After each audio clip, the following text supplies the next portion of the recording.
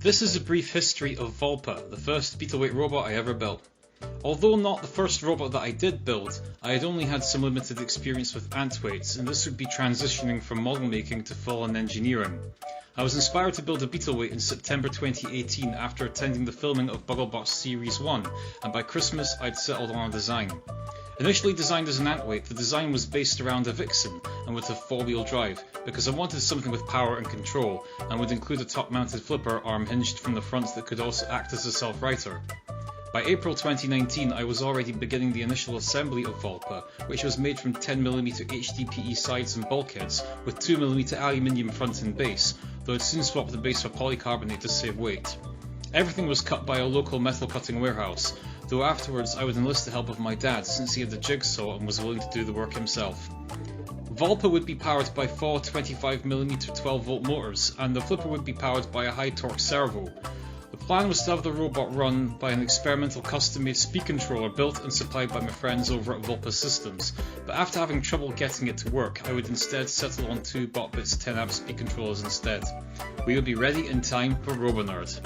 At RoboNerd, Volpa would be tested in combat for the first time, and though the robot was perfectly mobile, the flipper, while functional, would keep breaking loose from its moorings and was hopeless as a self-righter. It was also quite sluggish as it was running on only 2S batteries, but in spite of these shortcomings, Volpa would finish runner-up in the much-hyped Content Creator Rumble, losing to Drizzle, which was loaned to Sam Elliott.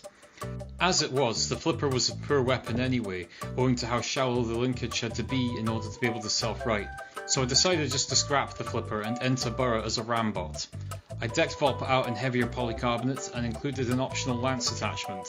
Because the robot couldn't run upside down, I fitted aluminium anti-tip attachments to the back and sides. In our first round battle in Heat 5 we were drawn against Scythe, and while I struggled to get underneath for much of the battle, when I finally did I was able to push Scythe around the arena and eventually into the pit. It was my first combat victory with the beetleweight, and I was in the Heat semi-finals where I then faced Swag Demon built by Sam Price of Team Overkill. This was a much tougher draw, and while I felt I put up a good fight, it came to end when Volpa got tipped over. We sustained only a few scratches, and the 5mm polycarbonate shield on the front was cracked, but after fitting a spare onto Volpa, we'd fight again in a spinner-free whiteboard, and then later the Gladiator Rumble, where Volpa did quite well, until the overhead saw of head for the exit chopped up one of our tyres, while another wheel came loose, rendering us unable to manage more than a crawl. Overall though, I was pleased with Volpa's performance, and saw the event as an important stepping stone for me. After battle in the Burra, I angled down the back of Volpa to allow it to run inverted on its back wheels. I also fitted aluminium forks on either side to get underneath opponents better and swapped the wheels out for Fingertech hubs and tyres. Now 100 grams lighter, I had weight left over to include a mini-bot, Sigma, a 160 gram pusher that resembled a silver fox, and we made it using the chassis of my Antweight Proxima Centauri. During that time I'd built my second beetleweight, Sprocket Raccoon V2, which was a scaled up version of one of my Antweights. And so Volpa meanwhile would be sold to my friends in Volpa Systems to compete in the 2020 Bristol Bot Builders Beetle Champs, with Spark Volpas driving Volpa and Jasper Fox driving Sigma, both of them at their first event.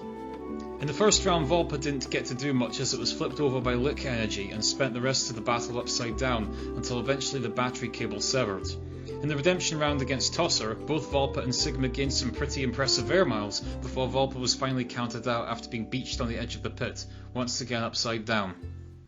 Today, still under the ownership of Volpa Systems, Volpa is now retired and is living a quiet life in rural Somerset. Her speed controllers and wheels were stripped out and repurposed in one of my subsequent builds, Snowdrop. I still have some of Volpa's old parts as souvenirs, though her memory would live on in the Antweight Volpa XS, and latterly Plucky, which would win the Gladiator Rumble at Antweight World Series 62. At the BBB Champs in 2021, which I competed with Sprocket Raccoon V4, Volpa would return as a static display at my pit table. Spark and Jasper have intentions of making her mobile again, and with that in mind, I hope we'll get to see the old girl back in the arena one day. Thanks for watching.